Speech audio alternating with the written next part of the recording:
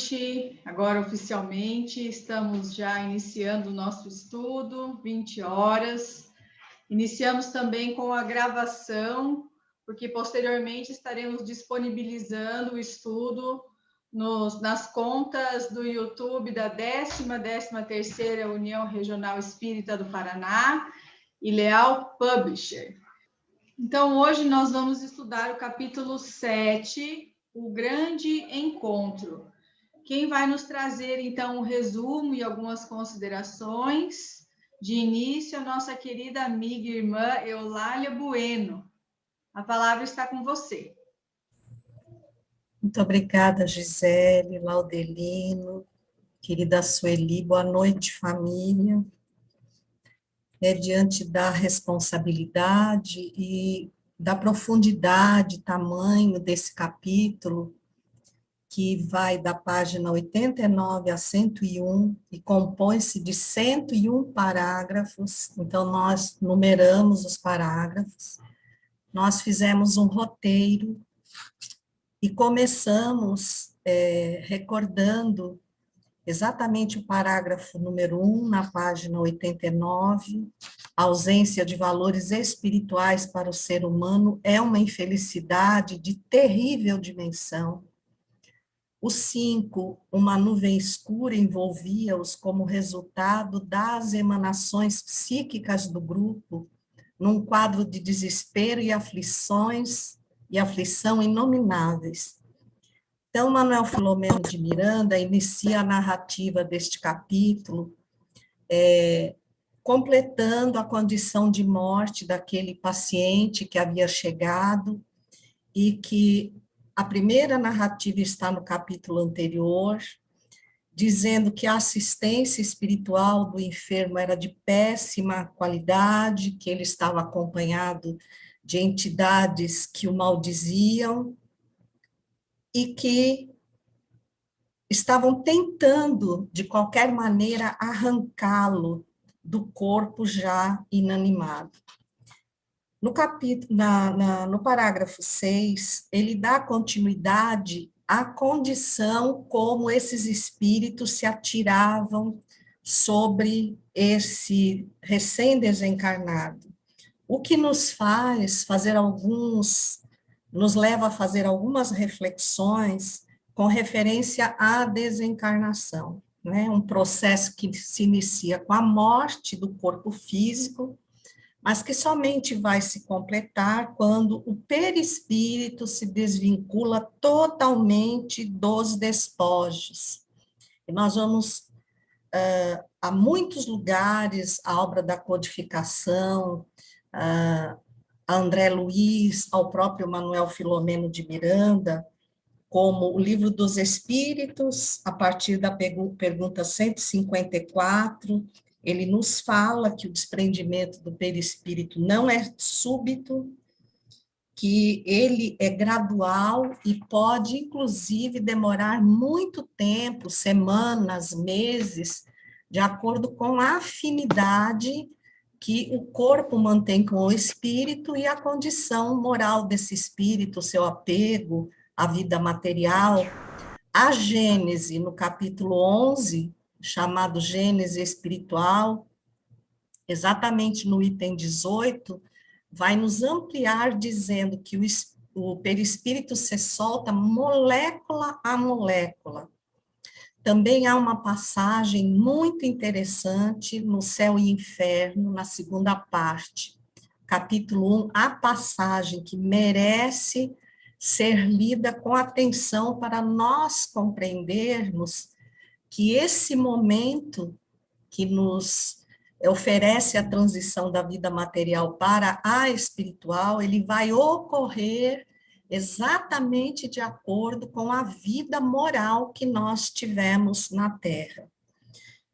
Quando vamos ao livro Obreiros da Vida Eterna, de André Luiz, vamos acompanhar a desencarnação, ou vários tipos de desencarnações, e o amparo espiritual que esses desencarnantes têm. Então, convido vocês para o capítulo 13, companheiro libertado, que narra o desencarne de Dimas, esse com uma assistência espiritual relativa a todo o trabalho que ele, como médium, desenvolveu, e nós vamos percebendo que, através de magnetismo, os espíritos começam a quebrar essa ligação que existe entre o campo espiritual e o campo material.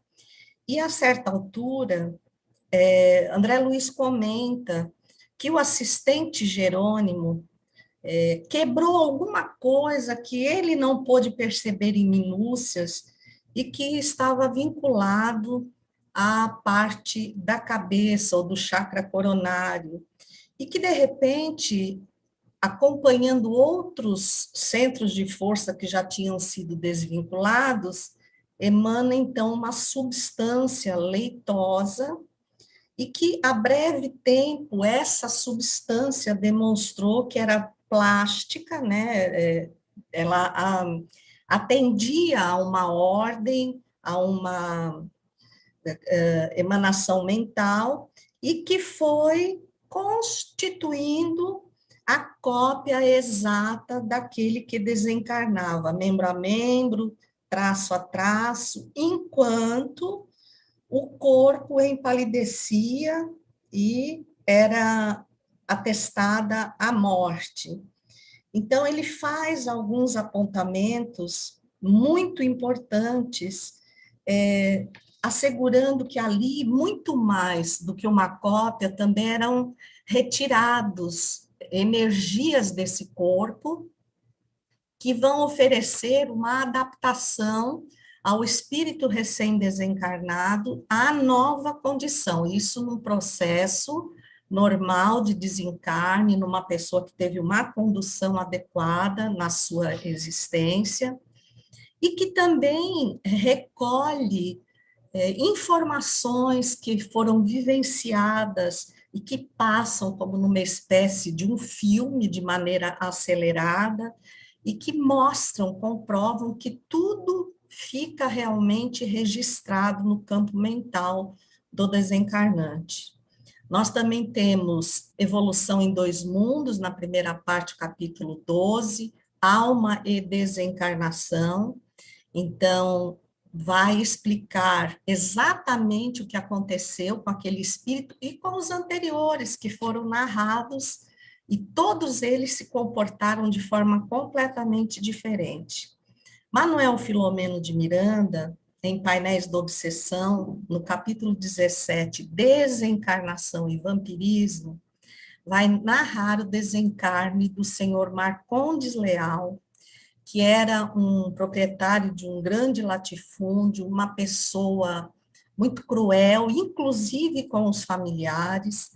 E esse capítulo vai trazer a ambiência que se encontrava no local em que ele estava internado, era um hospital, embora aparentemente, materialmente bem cuidado. A ambiência gerada por esse senhor, pela conduta que ele teve, mas também por espíritos que o aguardavam. Ele cita aqui 3 espíritos que o aguardavam, com uma atitude muito hostil, demonstrando uma emanação de ódio, de sede de vingança, e que este desencarne não era acompanhado, não tinha o concurso de técnicos em libertação, e faz a seguinte observação: tendo o enfermo tombado no automatismo dos fenômenos biológicos, demorados, que se arrastam até o desgaste dos fluidos e forças vitais. Então, isso vai mostrar exatamente como sucedeu o desencarne que Manuel Filomeno de Miranda inicia narrando o capítulo 7, que nós víamos que o espírito tinha consciência do seu desprendimento, porém não conseguia se libertar do corpo já sem vida, E até a cena do Painéis da Obsessão é muito mais chocante, porque existiam espíritos subjugados em forma lupina e que foram incitados a avançar sobre o cadáver, e ele diz, retirando por absorção bucal os fluidos que estavam emanando da pasta sanguínea e dos despojos que aquele espírito deixava agora. Na página 91, no seu parágrafo 18, Manuel Filomeno de Miranda faz algumas observações alegando como a pandemia se espalhava e cita, ressalta a Itália e a Espanha. No 19, ele diz, o anjo da desencarnação percorria as ruas do mundo, ceifando existências. E no seguinte, evocava a gripe espanhola, possivelmente a mais terrificadora peste que invadiu o globo, contaminou 500 milhões de pessoas, por as haver ceifado e pela maneira cruel com que recrudesceu, arrastando-se por mais de 2 anos. Então, ela foi decretada de janeiro de 1918 a dezembro de 1920, ela atingiu 1/4 da população mundial. Calcula-se, há muitas controvérsias, mas que a morte ocorreu em torno de 50 milhões.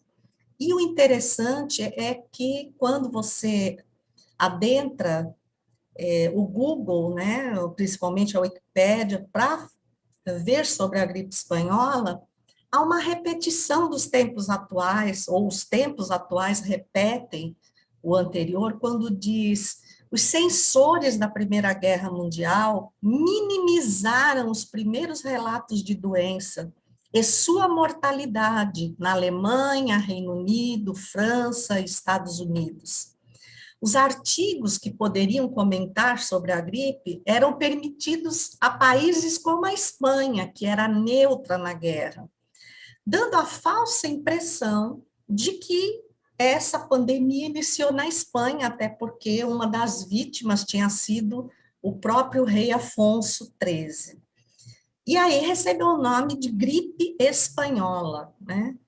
Então, eles não quiseram difundir como um alerta, embora a velocidade dessa difusão não fosse como nós temos hoje, visando interesses de guerra, não desanimar os soldados, e ela se alastrou muito mais, porque os próprios acampamentos não ofereciam nem higiene, nem alimentação, nem condições físicas, então foi uma devastação, mostrando quanto a nossa condição moral demora para melhorar. Uma das vítimas dessa pandemia, que veio a desencarnar em 1º de novembro de 1918, aos 38 anos de idade, foi exatamente Eurípides Barçanufo. Então, aí nos chama a reflexão que o espírita não pode enxergar tudo de forma muito enquadrada, generalizando os conceitos, né? Porque Eurípides Barçanufo, como nós vemos nesse livro, é um espírito de alta envergadura. Então, houve uma razão para que ele viesse a desencarnar nessas condições. Na página 92, parágrafo 21, Spinelli faz um comentário em relação ao programa evolutivo que Jesus aplica para a Terra, com todo o seu amor, com toda a sua misericórdia, e ele demonstra a excessiva preocupação, né, como era indisfarçável essa preocupação, porque ele sabia do divino programa de evolução para os seres da Terra, que se estavam permitindo eleger aquele que era o mais sinistro pelas circunstâncias e letalidade que se fazia portador. Então, deixando muito claro que o programa do Cristo não é esse, é um processo educativo contra o qual nós vimos nos rebelando, porque ao reencarnar somos completamente seduzidos pelas impressões materiais e esquecemos o espírito que somos e acabamos elegendo, cultivando energias tão desestruturadas que facilitam o adensamento de fluidos muito deletérios que a nossa benfeitora, a benfeitora Joana de Ângeles, no mais recente livro Vidas Vazias, no capítulo 11, vem nos alertar que esse material, esse fluido adensado, ele chega a se materializar na condição de vírus, bactérias, muitas vezes letais para o nosso organismo biológico, né?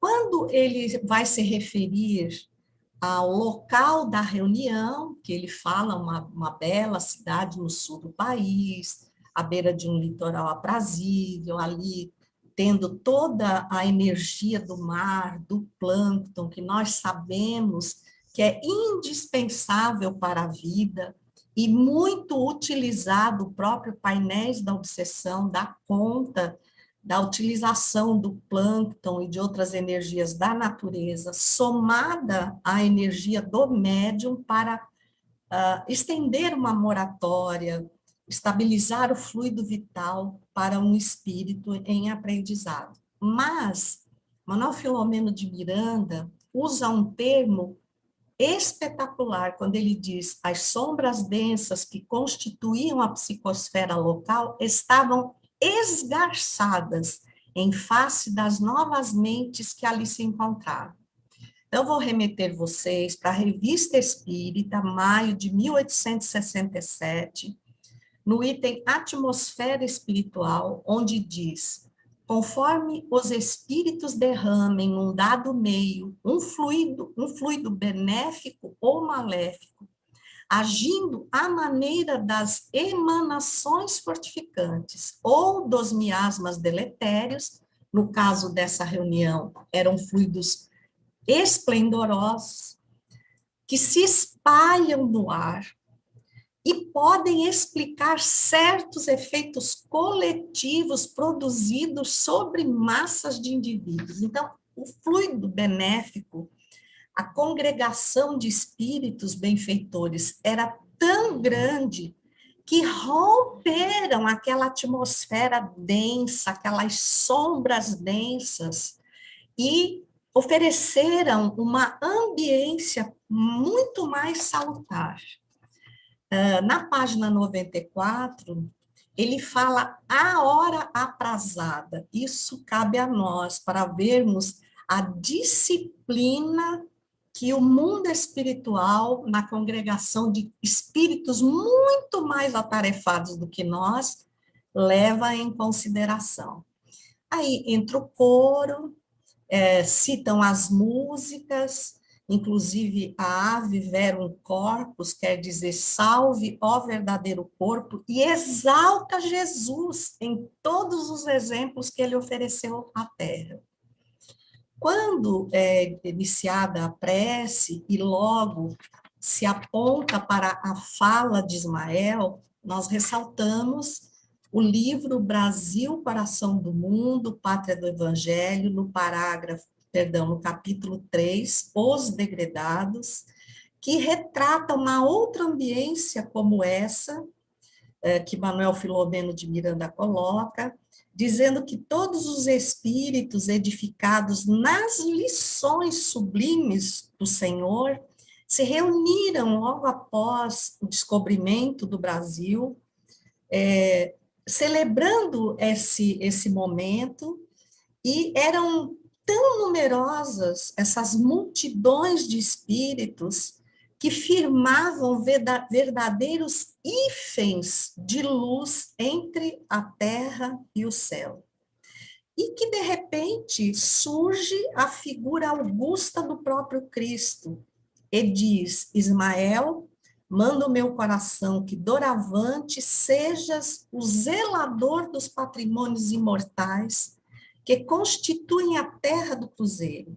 Recebe-a nos teus braços de trabalhador devotado da minha seara. Então, Ismael é, por assim dizer, um ministro do Cristo, é um espírito de altíssima envergadura, né? como a recebi no coração, obedecendo às sagradas inspirações de nosso Pai.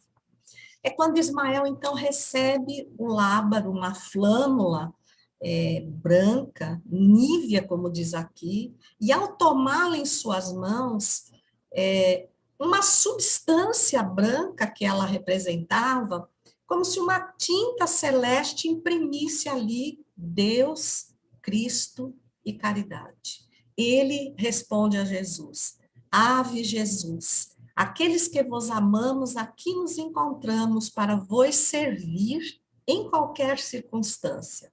É esse espírito, nessa grandeza, que simplesmente Manuel Filomeno de Miranda não consegue sequer traduzir, senão exatamente essa saudação que ele faz à Assembleia.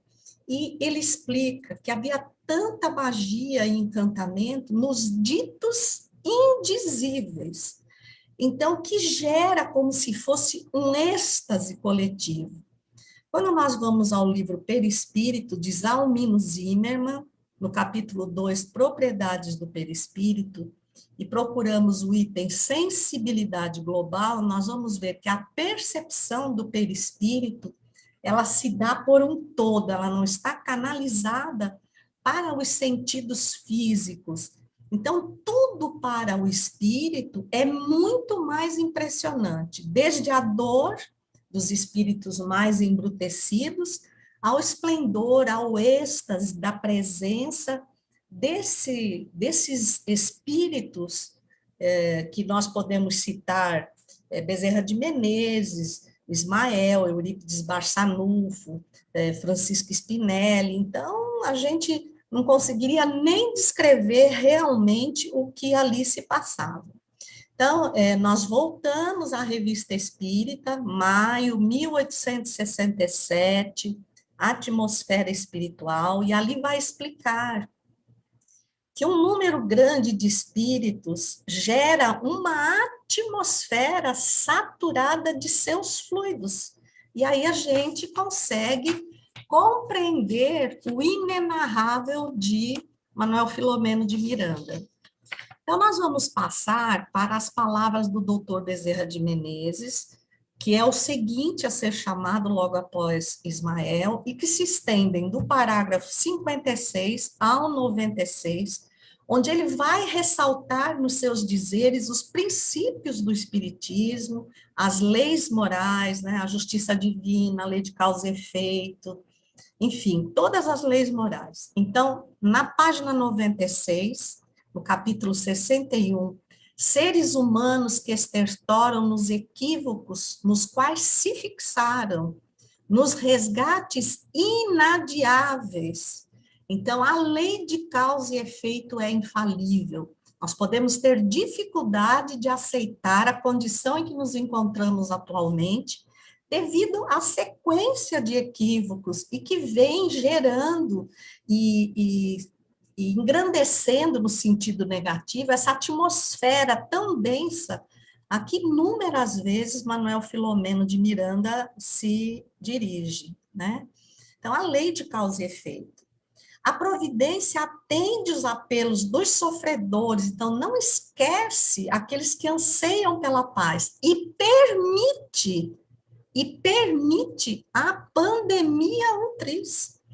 Então, permite, ele não cria, né? Deus não cria, Jesus não cria, mas ele permite porque ele verifica que as condições do mundo estão levando pela ganância, pelo poder econômico, né? O egoísmo, essa chaga da humanidade, para guerras. Então, quando as nações vão ficar submetidas umas pelas outras, vão se atacar mutuamente, então, pela bondade, o Senhor convoca a todos à reflexão pela própria impotência, porque agora temos um inimigo comum, o vírus, e temos uma finalidade comum, que é criarmos uma resistência que agora vem através da vacina, mas que nos pede uma vacina moral, uma mudança. Então, nós vemos aí os flagelos destruidores alavancando o progresso da Terra, né? Um dos parágrafos que é muito questionado é esse que diz que milhares de seres serão afetados por se encontrarem na pauta vibratória da virose.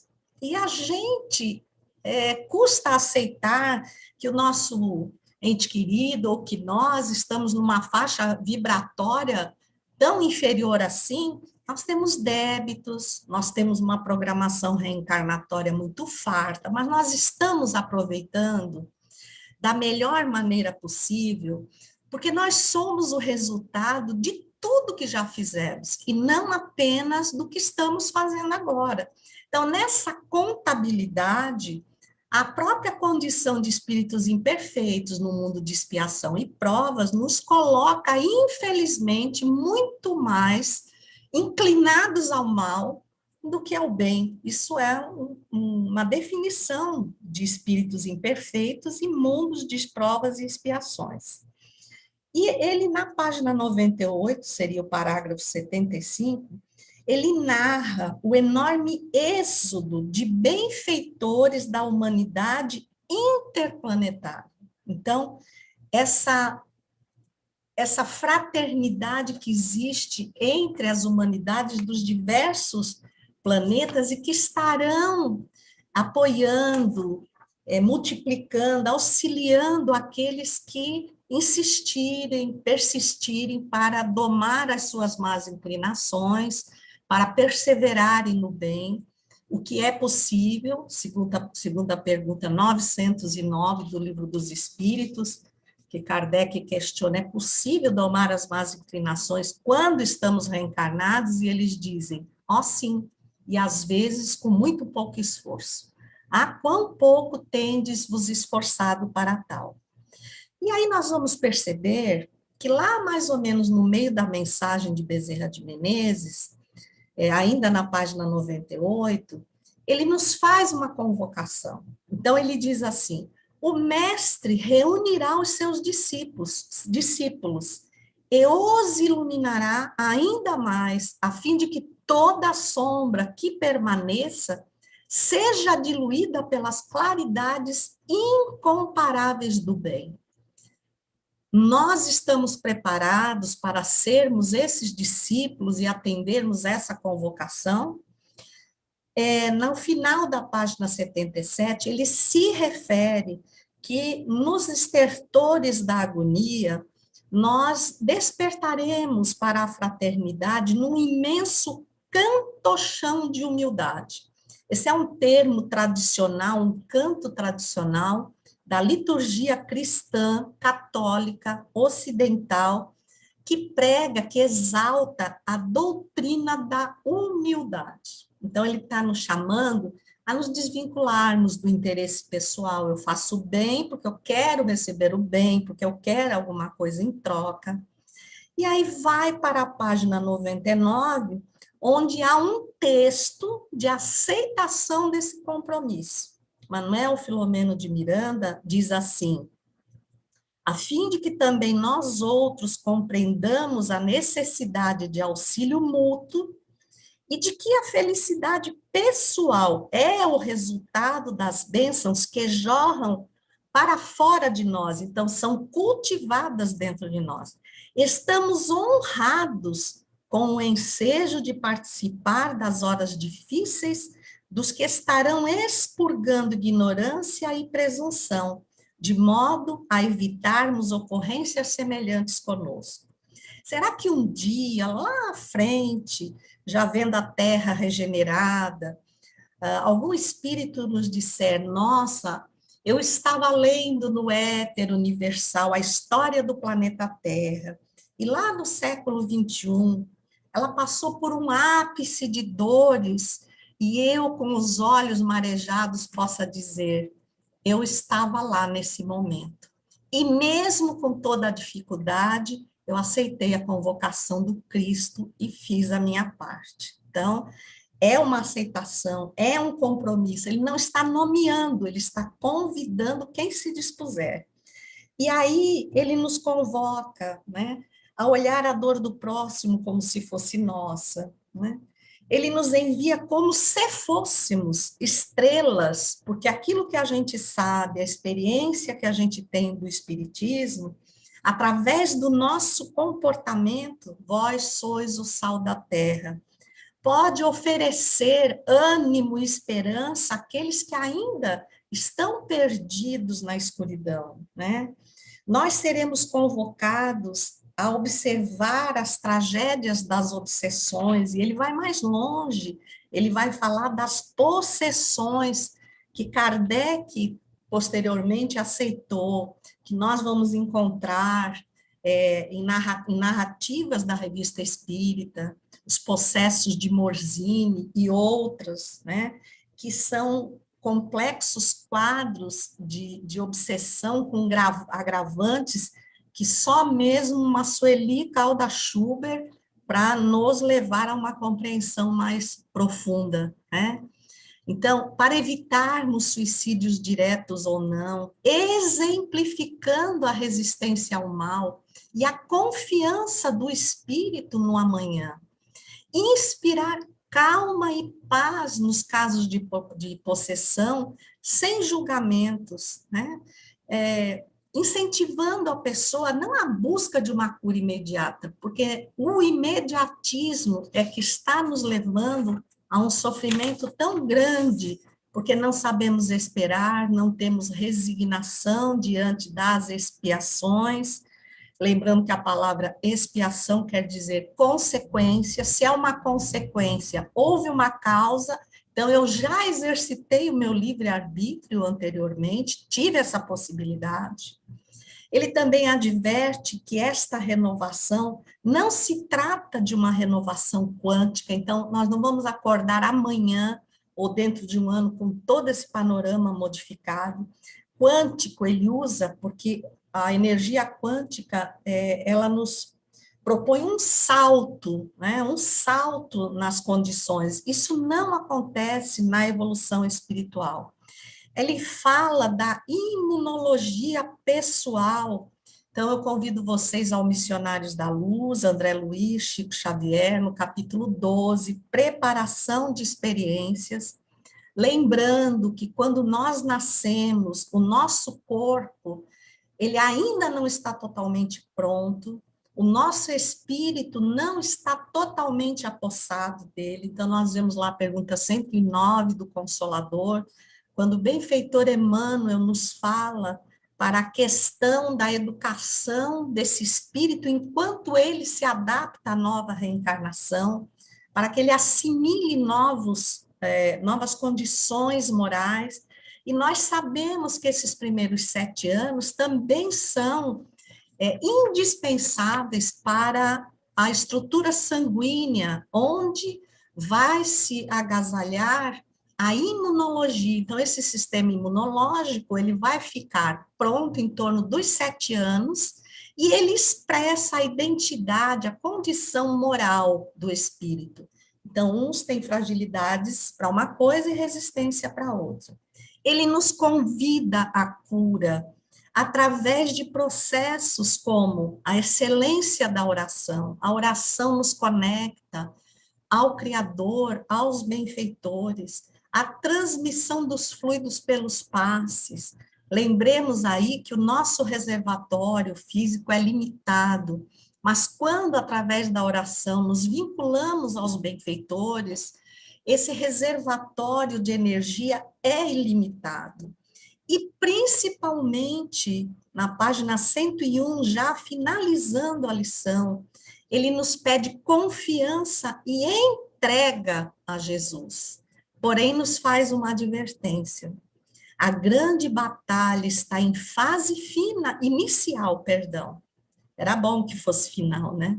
E todos devemos orar para que o Senhor nos conceda misericórdia, a fim de ser ultrapassado o seu período de contaminação e possível desaparecimento, ou seja, por um acréscimo de misericórdia, nós teremos uma moratória, porém não estaremos plenos da lição que a pandemia nos trouxe, ou transformados moralmente. Ou Manuel Filomeno coloca muito sabiamente, a mudança de paisagem evolutiva, o que seria a cura definitiva, né? Porque as condições morais estabelecem as condições biológicas. E eu não posso deixar de ler, né, o majestoso encerramento no tema poético, na forma poética, como, apesar de todo o conhecimento e profundidade, Manuel Filomeno nos coloca, né, ouvia-se o pulsar do amor universal, inundando-nos de coragem e fé. Lembrar que o pensamento de Deus, o hálito mental de Deus, é o fluido cósmico universal, e nós nele estamos mergulhados. Então, como disse o poeta inglês Francis Thompson, tudo no universo está interligado, isso está também no livro Mentes Interconectadas, acho que eu não falei errado, da Soeli Calda Schubert, ela faz essa citação belíssima, né? Tudo no universo está interligado, tão intimamente interligado, que torna-se impossível tocar numa flor sem incomodar uma estrela.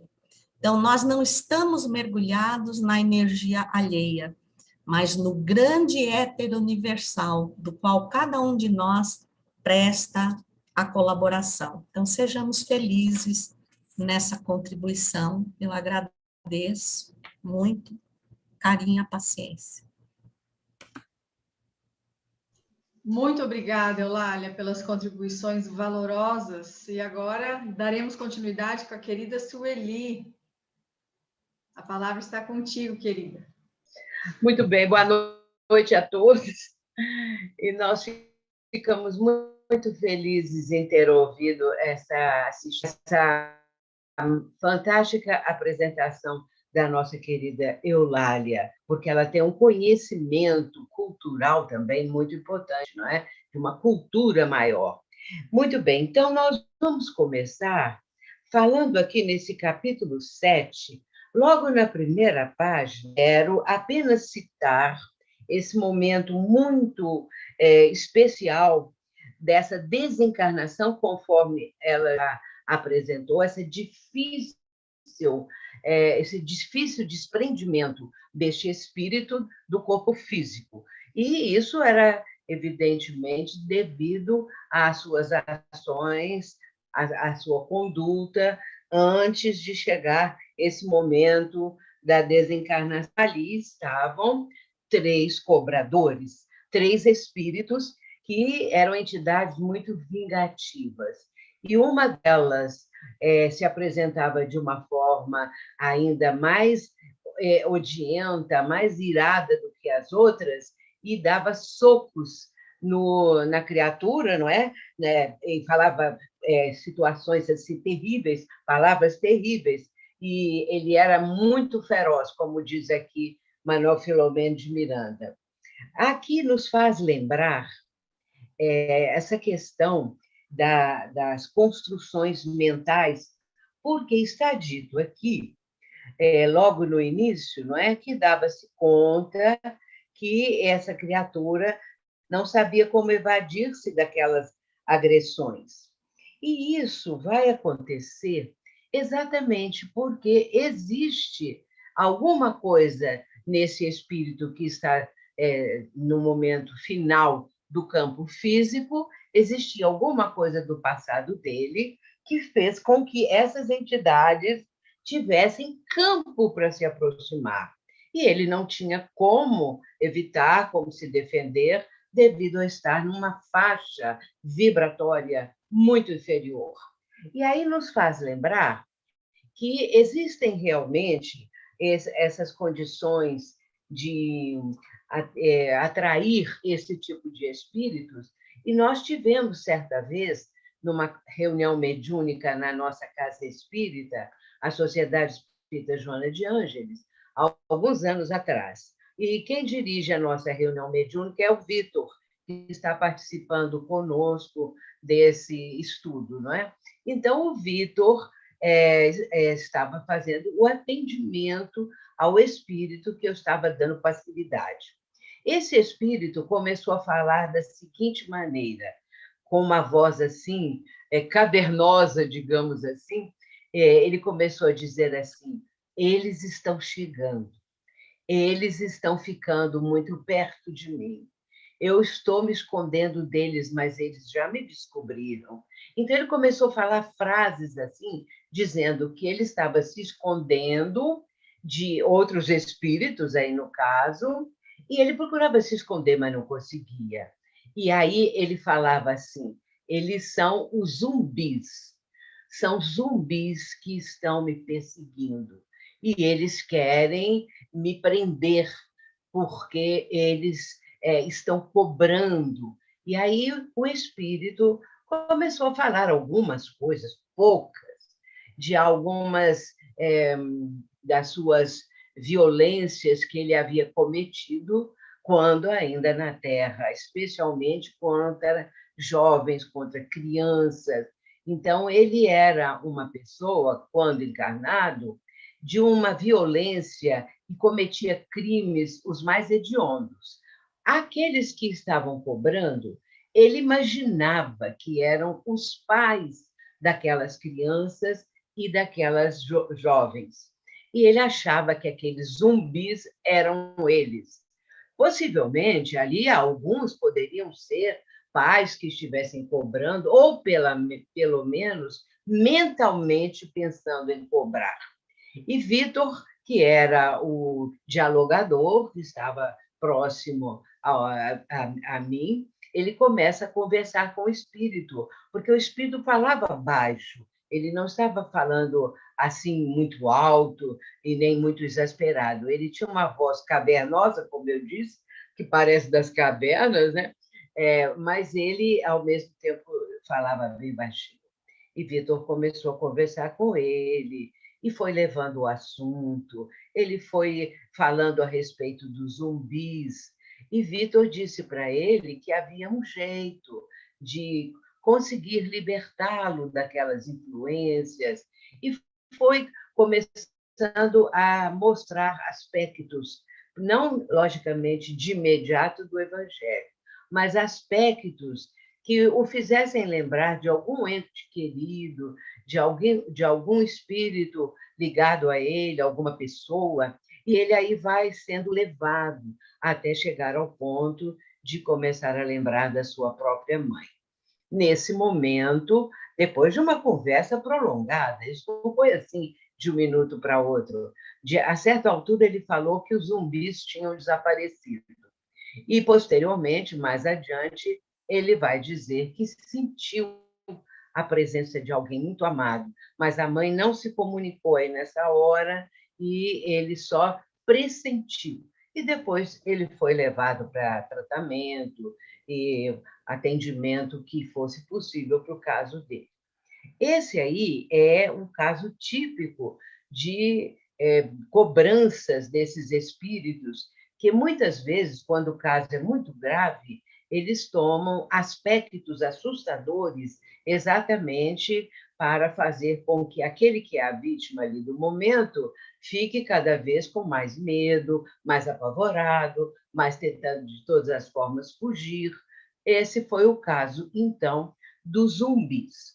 Mas é muito interessante nós lembrarmos também, um pouquinho para frente, já na página 91, mas o assunto vai prosseguir, nós vamos fazer aqui uma ligação. Logo no princípio aqui da página 91, está dito assim: é muito mais difícil do que se imagina a libertação da influência dos espíritos inferiores, porque isso depende das construções mentais do encarnado, dos hábitos interiores que facultam a vinculação entre ambos.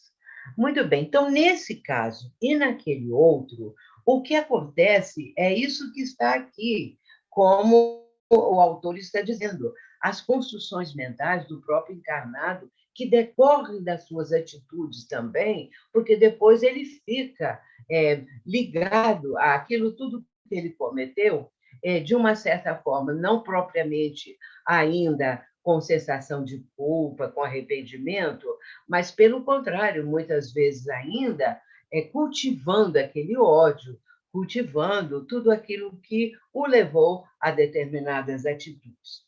E aí nós vamos lembrar de que, muitas vezes, essas construções mentais, dependendo daquilo que a criatura começa a pensar, começa a trazer à tona do seu pensamento, através do pensamento à tona da sua vivência, ele começa, então, a pensar determinadas coisas que o vão prender, que o vão ligar a certas ocorrências, a certos espíritos, a algumas coisas que já aconteceram.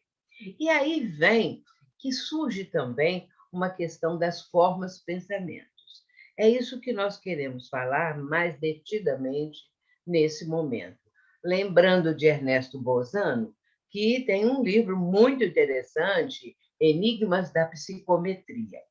Nesse livro, Enigmas da Psicometria, ele conta muitos casos de psicometrias, as mais diversas, psicômetras, mas ele vai contar um caso muito curioso, que é o que aconteceu com um determinado cidadão residente numa cidade, e o curioso é que não fala data, não fala cidade, não dá nenhum tipo de esclarecimento, a não ser o caso em si. Essa pessoa, esse homem, estava na sua casa. Ele era conhecido na cidade como médium. As pessoas sabiam que ele tinha alguma coisa ligada à mediunidade, a falar essas coisas referentes a espíritos. Numa certa manhã, bateu à porta de sua casa uma pessoa, umas batidas, e ele vai abrir, era um homem. E este homem pediu licença para entrar, dizendo que estava trazendo umas revistas que queriam apresentar a ele, quem sabe ele gostaria de adquirir ou ler alguma daquelas revistas, e ele, muito prestamente, o dono da casa, abriu a porta e o homem entrou, sentou-se ali na sua sala e começou a falar com ele. Só que o homem estava investindo ali, a partir daquele instante, a respeito da condição dele de médium. Então, com palavras até em certos momentos pesadas, ele começa a falar e a cobrar do dono da casa que deveria largar aquelas coisas, porque isso prejudicava não apenas ele, mas a cidade toda, as pessoas, era uma coisa muito impressionante. E aí ele mostra que numa daquelas revistas que ele estava vendendo, trazia um tipo de artigo, de qualquer coisa, falando sobre este assunto. E ele, o dono da casa, ficou firme. Disse que não, nem adquiriria a revista e nem também iria mudar da sua forma de viver e da sua compreensão da vida. E o homem fica revoltado e se levanta e vai embora. Só que tem que, quando o dono da casa fecha a porta, ele viu no ar 3 diabinhos, 3 formas de verdadeiros diabinhos, com tudo que um diabinho tem. E é muito, assim, nítido. E ele vai começar a orar para ver se os diabinhos desapareceriam. Ele sabia que aquilo era uma formação da mente, do pensamento do homem, ele tinha conhecimento. E ele começa a orar para ver se os diabinhos desapareciam, mas não adiantou. Foi preciso que o seu próprio guia chegasse e ajudasse a fazer com que aquelas formas de pensamentos se dissolvessem, se diluíssem, se desmanchassem, e aí o homem ficou tranquilo. Por aí nós vemos a determinada força do pensamento. Quando o pensamento está voltado para determinadas situações, ele pode ter uma força que nós nem sequer imaginamos. Porém, existem outras coisas também que provocam formas de pensamentos. Vamos falar do dia a dia, nós mesmos. Se nós começarmos a pensar numa determinada pessoa que não está próxima a nós, que está longe, que está em outro local, e começamos a pensar nessa criatura, num dia, no outro, horas e horas e horas, nós vamos criar uma forma de pensamento, ou seja, uma espécie de fotografia da criatura. É isso que Allan Kardec, no capítulo 14 de A Gênese, denomina de fotografia do pensamento. Olha que coisa mais importante e interessante isso. E você está formando um retrato, uma forma da pessoa que você está pensando. É claro que se você pensar apenas um dia, no dia seguinte já esqueceu, não vai ter forma de pensamento. Nós estamos falando de um pensamento constante, que a pessoa começa o tempo todo a lembrar dessa criatura, pensar nela, e de uma forma ou de outra, bons ou maus pensamentos, de uma forma ou de outra, a foto da criatura aparece. E pode ser vista por um médium que tenha essa capacidade de ver a forma pensamento que a criatura está emitindo. Entretanto, se não tem nenhum médium encarnado, se não tem nenhuma pessoa assim, os espíritos sabem que nós estamos pensando. É por isso que nesse capítulo 14, intitulado Os Fluidos, que é de uma maravilha esse capítulo, de uma beleza, de uma profundidade, de um ensinamento fantástico. E ali é o momento em que Allan Kardec vai comentar, esclarecer. E ele fala, num certo momento, o seguinte, ele está dando um exemplo, tenha um homem a ideia de matar a outro. E ele começa a pensar, a engendrar como vai ser o crime, que ele vai fazer isso, que ele vai fazer aquilo e tal. Ele não sai do lugar dele. Ele está sentado ali ele fica. Mas o seu perispírito, o desdobramento, uma espécie de um desdobramento que é a sua mente, não é um desdobramento desses que acontece na mediúnica, é um desdobramento do seu pensamento que vai lá onde está a criatura e comete o crime. O crime então, ele acontece de acordo com o pensamento da pessoa. E é através desse momento e dessa cena que a pessoa engendrou que espíritos podem ver o que essa criatura está pensando.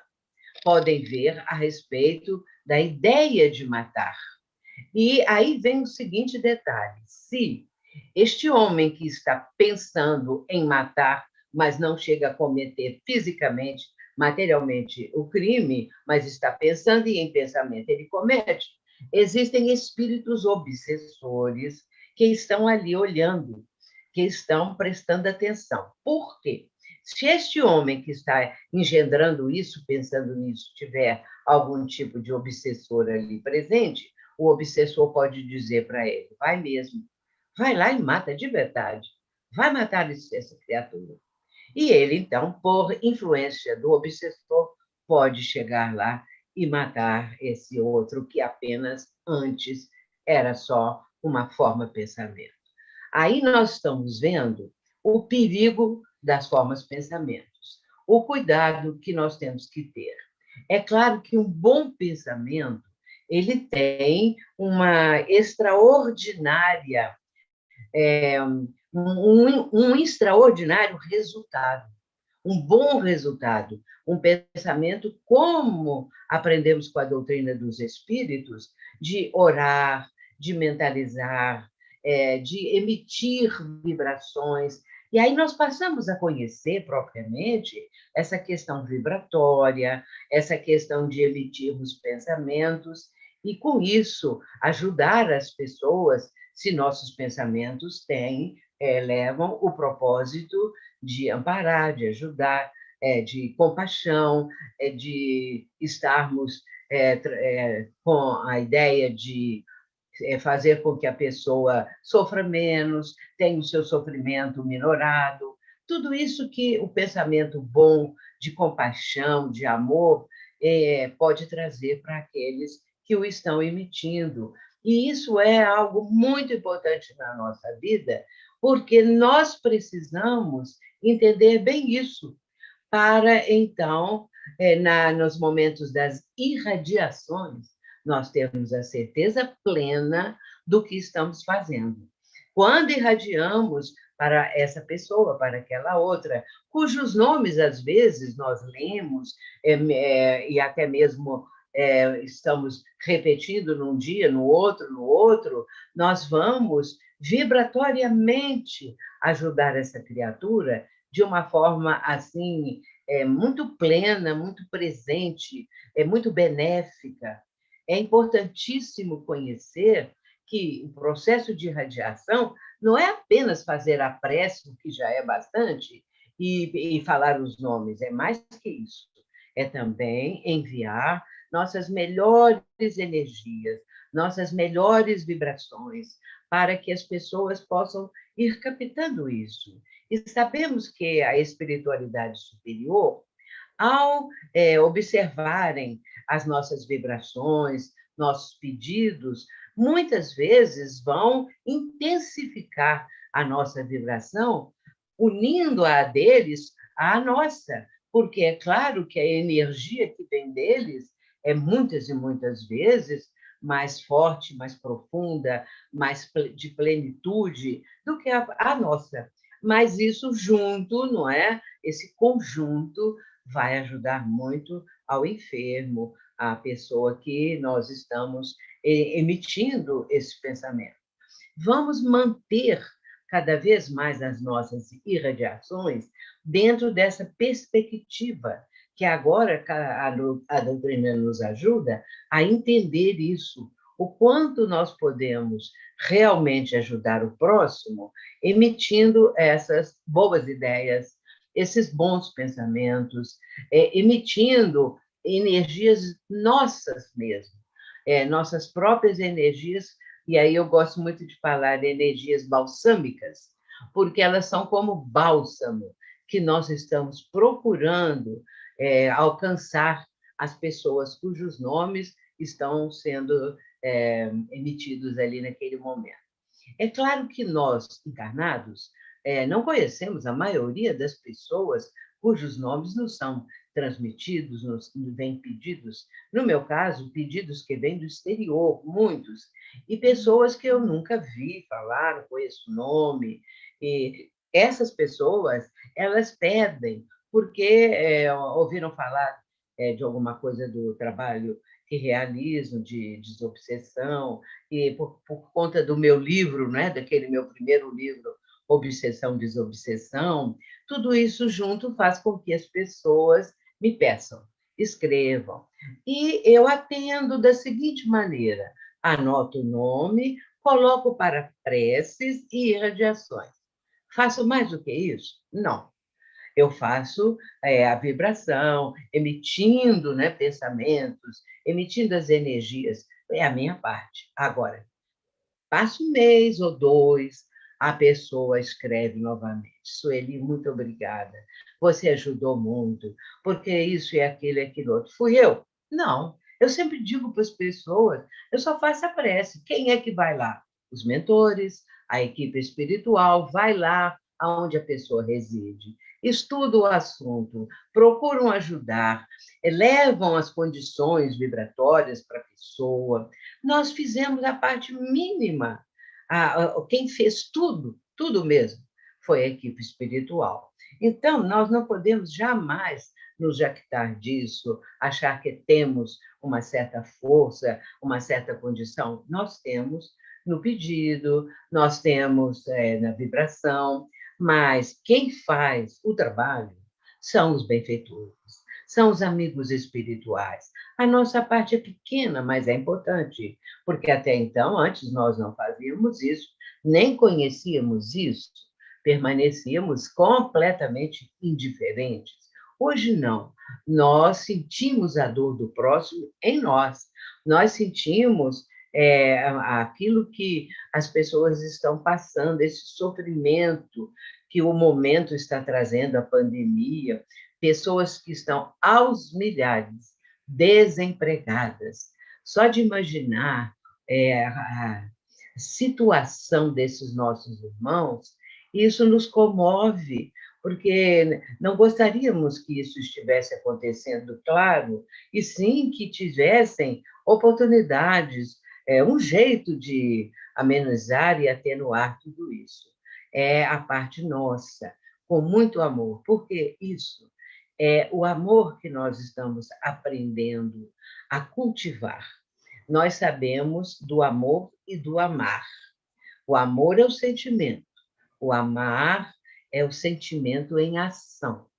Nós já estamos agora colocando em nossa vida o amar, porque amor nós todos os seres humanos têm dentro de si mesmo, porque é o amor divino em nós. Deus está em nós, tanto quanto nós estamos em Deus.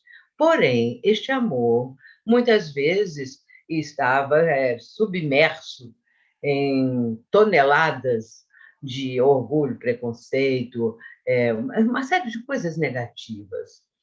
E raiva dos outros, raiva da humanidade, raiva de existir, essas questões todas que avassalam o ser humano antes que ele descubra que ele é um ser que tem amor dentro dele.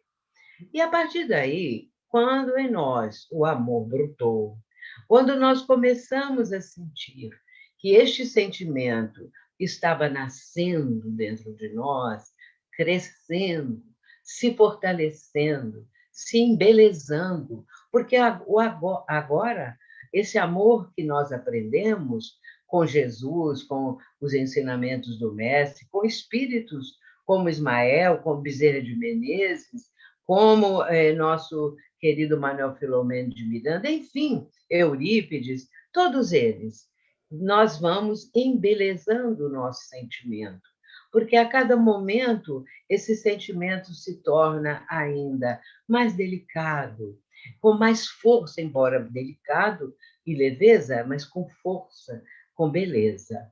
E por isso, agora, nós estamos no momento de amar ao próximo. É isso que estamos aprendendo e que vamos conseguir realmente levar adiante cada vez mais, ajudando ao próximo, entendendo que é o trabalho que Jesus nos confiou. Nós somos aqueles trabalhadores das últimas horas e estamos na seara do Mestre, que possamos fazer o melhor. Mais adiante, num outro momento, nós vamos, não hoje, né? Nós vamos falar de outros aspectos dessa questão das formas de pensamentos, porque é um assunto assim muito e muito grande, e profundo e interessante. Muita paz, muito obrigada. Sueli, nós é que agradecemos. É realmente muito prazeroso sempre ouvi-la e aprender contigo. Eu estava aqui comentando com o Laudes que eu adorei a sua colocação a respeito do amor, que o amor é um sentimento, mas amar é o verbo que coloca esse sentimento em ação. Muito obrigada. Obrigada. Então, agora nós vamos passar para as perguntas e respostas, começando com a pergunta para o nosso querido amigo e irmão Marco Negrão. Então, lá na página 98, nos parágrafos 3º e 4º, está assim. Eu esqueci de abrir o... Está assim. Certamente serão afetados milhares de seres que se encontram na pauta vibratória da virose, mas estarão resgatando outros graves comportamentos a fim de se ajustarem à ordem que será vigente no planeta logo mais, quando tudo se acalmar e a lei de progresso funcionar com mais rigor.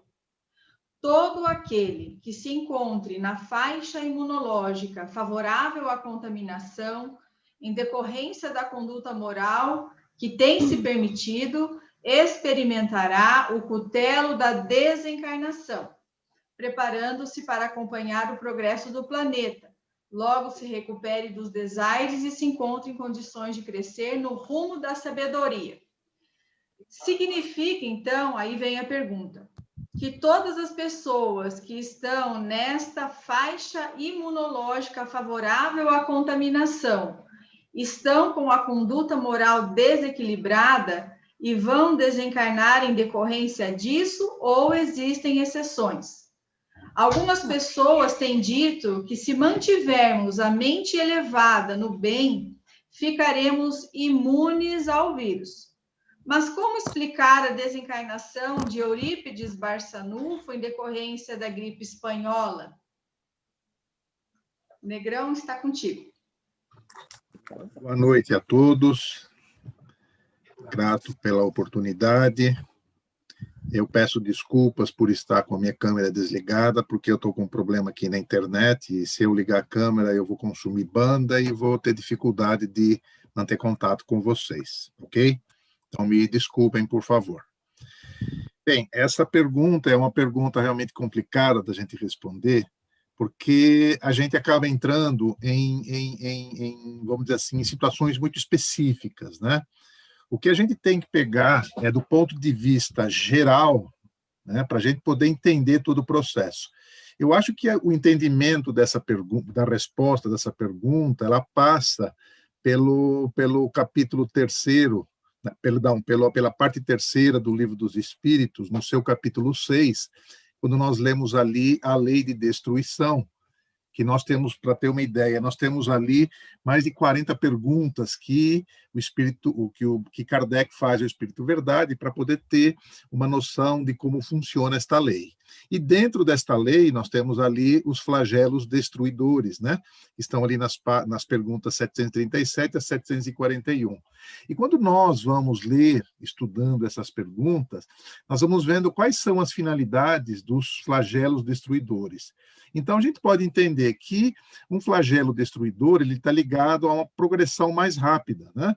Para realizar em alguns anos o que levaria alguns séculos para que houvesse esse avanço. Um outro aspecto é quebrar o orgulho para que os indivíduos neste processo possam sentir sua fraqueza e para discernir o bem e o mal. A vida representa um veículo para o futuro. A morte é o caminho de todos, soando a hora, todos irão. A diferença entre morte individual e morte coletiva, ela está ligada ao número das desencarnações que ocorrem, né? Então, pesquisando esses dias num determinado assunto, eu fiz uma constatação que é bastante constrangedora para nós no planeta Terra, né? Se nós considerarmos as informações que estão na FAO, né, na agência da ONU que trata de alimento, nós vamos verificar o seguinte, que morrem no mundo 12 crianças por minuto causados pela fome. Isso representa, fiz a conta, 17.280 crianças que morrem por dia neste processo que nós estamos falando, né? Então, nós vamos vendo que, na verdade, o que está acontecendo é um processo realmente de avanço para que nós despertemos em relação à ajuda ao próximo, a esse processo todo que nós estamos falando. Quando nós lemos ali na pergunta 853 do Livro dos Espíritos, né, na sua pergunta A, o Kardec pergunta ao Espírito Verdade, assim, qualquer que seja o perigo que nos ameace, se a hora da morte ainda não chegou, nós morreremos? E a resposta que ele recebe, não perecerás, e tem disso milhares de exemplos. Quando, porém, soe a hora da tua partida, nada poderá impedir que partas.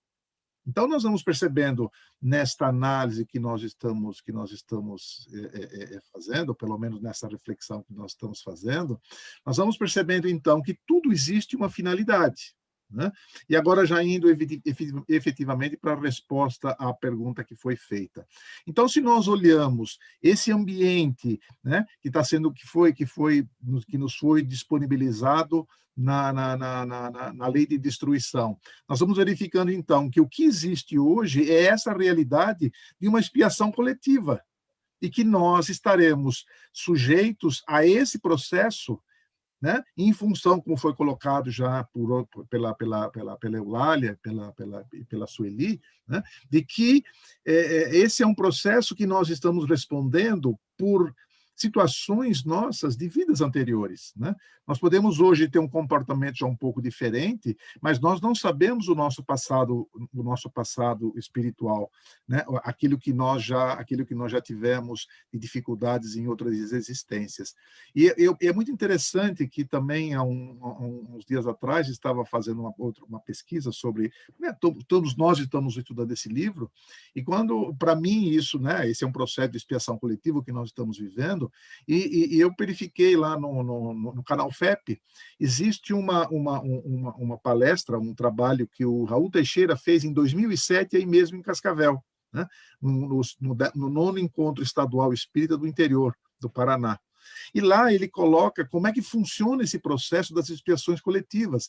E ele vai dizer que, aí evidentemente ele está falando de um outro processo, que é, por exemplo, aquelas pessoas que são todas reunidas dentro do mesmo avião, e que a gente ouve as histórias de que algumas pessoas deveriam pegar aquele voo e não pegaram porque se atrasaram, outras que não eram daquele voo, mas que tiveram um adiantamento na sua agenda e pegaram o voo. Isso aconteceu naquele voo que saiu de Porto Alegre e caiu lá em São Paulo, na própria agência, no depósito da TAM, lá em São Paulo, né?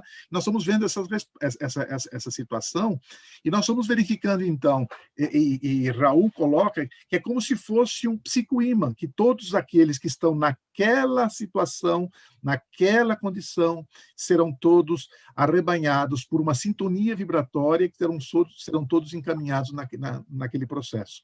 Então, olhando tudo isso, quando nós vemos essa situação que nós vivemos hoje de pandemia, ela se enquadra bem nesse tipo de análise que nós estamos falando, que nós estamos fazendo. Mas é bem como foi colocado, né?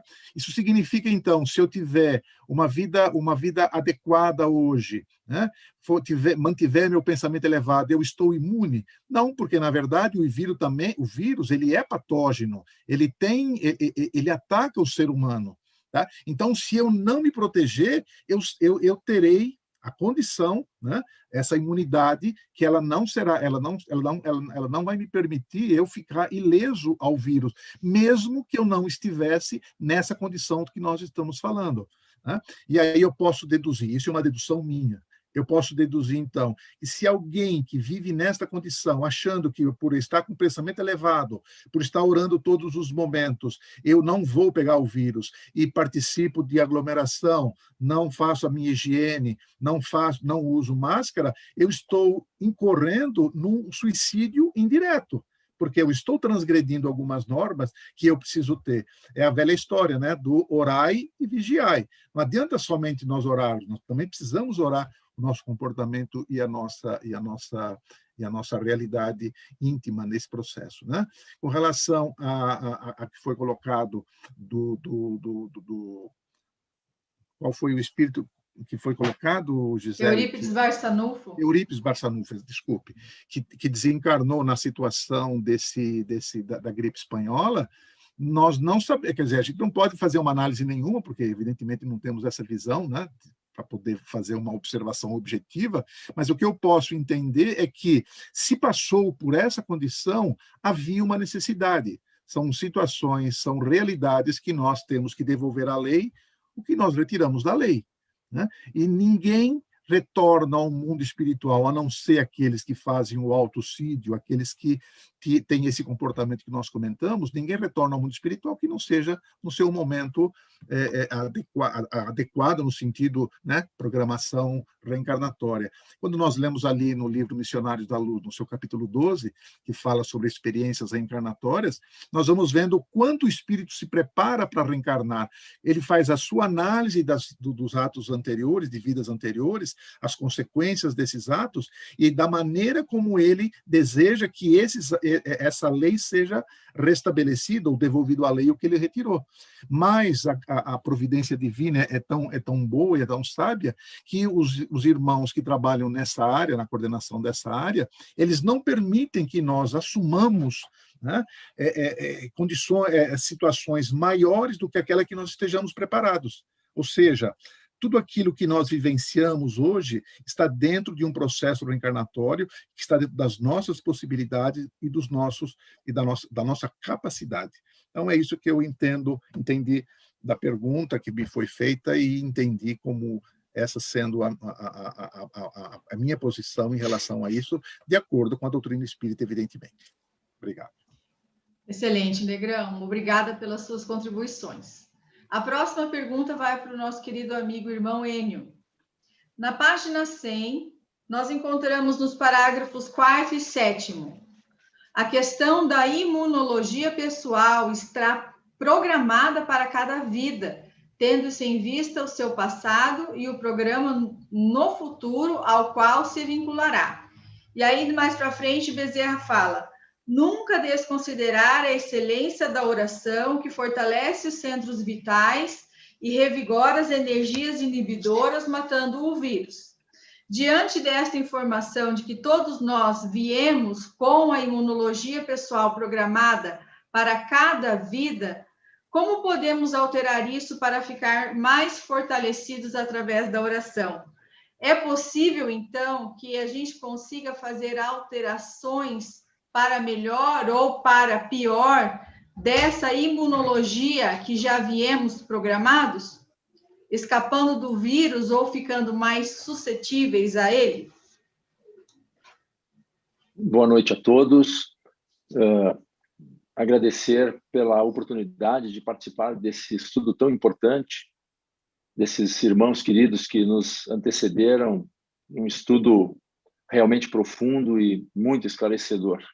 Nossa querida Sueli, a nossa querida Eulália, Marco Negrão, agradecer a oportunidade. Bem, como nós sabemos, nós todos somos herdeiros dos nossos próprios atos. E no perispírito é que estão impressas as nossas ações, os nossos erros e acertos em pensamentos e ações. Sendo o perispírito o modelador organizador biológico, ele é que irá definir o futuro corpo físico, aonde nós tiraremos os fatores predisponentes para a saúde ou a doença.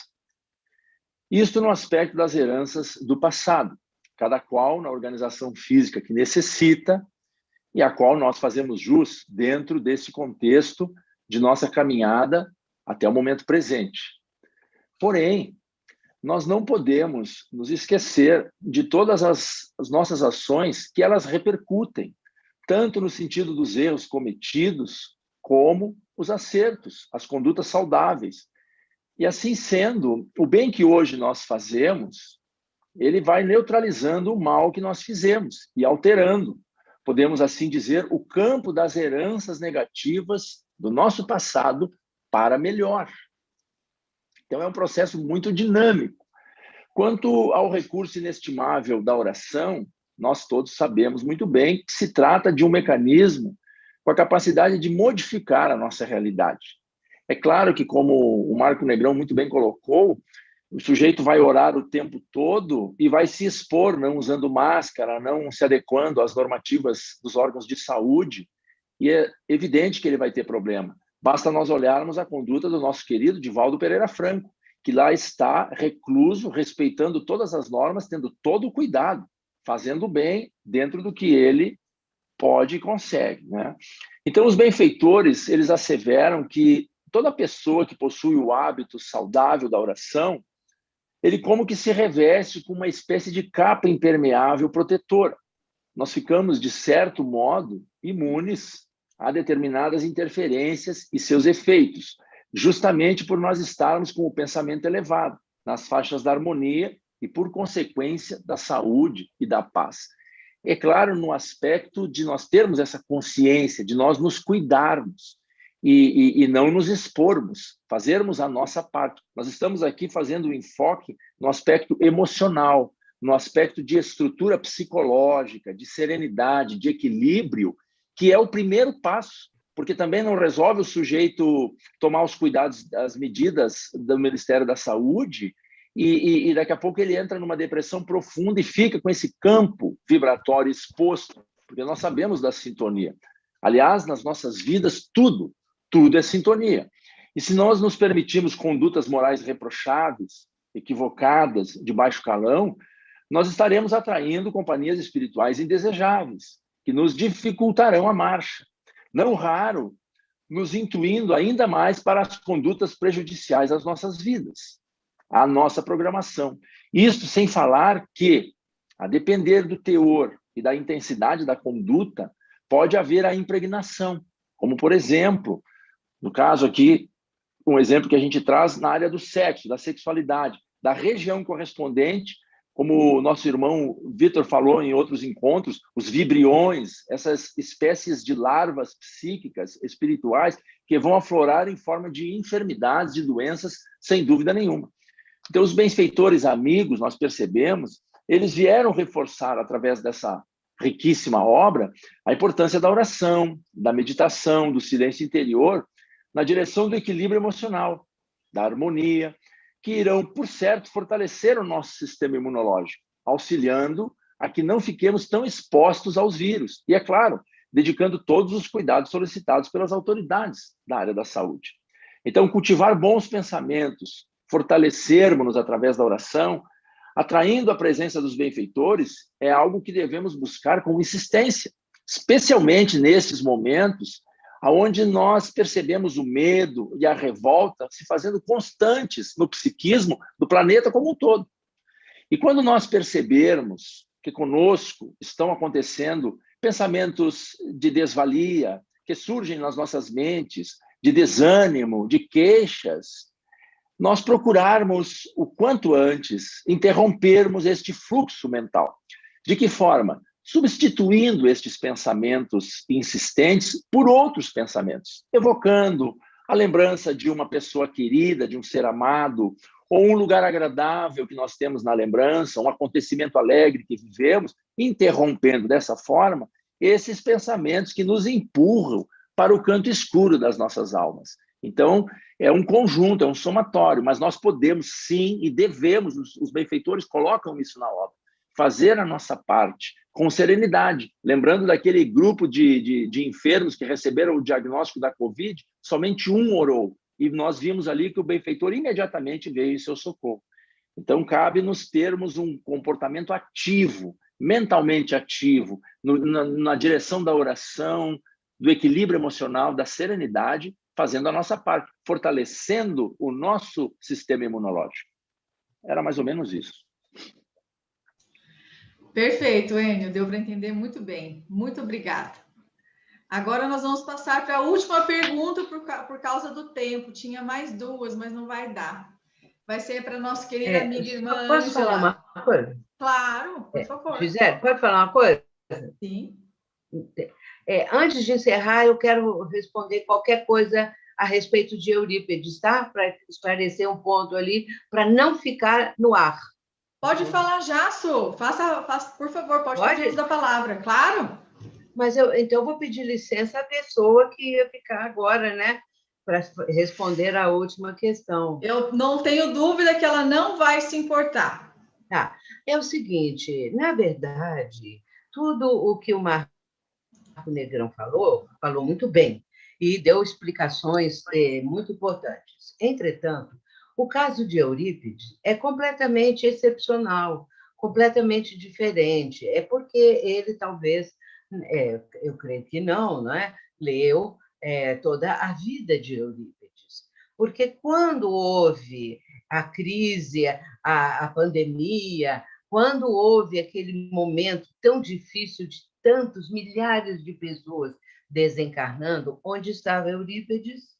Eurípides, desde o primeiro momento, ele vai ficar ao lado do leito das pessoas contaminadas. Ele ia de uma a uma atendendo, fazendo tudo, até as limpezas necessárias na pessoa, tudo aquilo que era preciso realizar.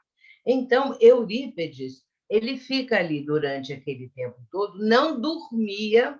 E outra coisa muito importante é que, durante a vida dele, Eurípides quase não se alimentava. Era uma refeição de apenas 2 coisas e muito pequenas. Não tinha prato de fazer, colocar muitos alimentos. A vida dele foi, assim, uma vida de total entrega ao bem, à caridade, a ajudar as pessoas. Mas, no caso da espanhola, no caso dessa gripe, Quando isso aconteceu, ele parou tudo que ele fazia para ir de leito em leito, de casa em casa, atendendo as pessoas. No fim de um certo tempo, ele contraiu a doença. Porque a dedicação foi tanta, a entrega foi tanta, que ele não teve nenhum cuidado, assim como deveria ter sido realizado pelas outras pessoas, esses critérios todos, não os de hoje, porque aquela época era diferente, mas os cuidados que a época apresentava. Ele vai, então, se dedicar de tal maneira que ele se sacrifica a própria vida, e aí ele desencarna depois de um certo tempo, pouco tempo, que ele ficou nesse tipo de atendimento. E, com isso, ele evidencia, uma vez mais, a grandeza da sua alma, do seu espírito. Nós temos casos a respeito de Eurípides Barçanufo, inclusive um caso que foi comentado à época, enquanto ele ainda estava encarnado, quando ele teve um encontro espiritual com o próprio mestre, porque foi a partir desse encontro com Jesus, que é como se fosse ele desdobrado, não é? É muito bonita essa história, que me parece, a Eulália deve saber, né, Eulália? Eu acho que a Hilário Silva conta, e ele vai estar de frente ao mestre, que estava chorando, não é? O mestre estava evidenciando assim tristeza, e ele então se ajoelha, né, diante de Jesus, e vai também ficar sem saber o que falar, vendo Jesus naquela condição, naquela tristeza, e ele chega a perguntar, não é? Senhor, por que choras? E Jesus então vai dizer, eu choro por aqueles que conhecem o Evangelho e não praticam. É isso, Eulália? A Eulália depois ela pode acrescentar, porque há muitos anos que eu não leio o caso, né? Às vezes a gente perde um pouquinho dos detalhes importantes, não é? Então, Eurípides é um espírito de escola, e por isso ele desencarna em plena pandemia por sacrificar a si mesmo, ajudando ao próximo, minorando as dores alheias. É isso que eu queria dizer, só para ter uma visão, não é, a respeito de Eurípides, esse espírito que nós poderíamos ficar aqui a noite toda falando sobre ele. Se a Eulália quiser acrescentar, eu agradeço. Muito obrigada, Su. Realmente as pessoas estavam comentando a esse respeito ali no chat, e aí você veio e já fechou com chave de ouro o nosso estudo da noite. Não sei, Eulália, gostaria de falar mais alguma coisa? Não, pelo amor de Não? Deus, é exatamente isso. Não, gratidão. Então, meus amigos, muito obrigada pela contribuição de todos os coordenadores desta noite, por suas dedicações e estudos e por compartilharem conosco. Obrigada pela presença também de todos os demais.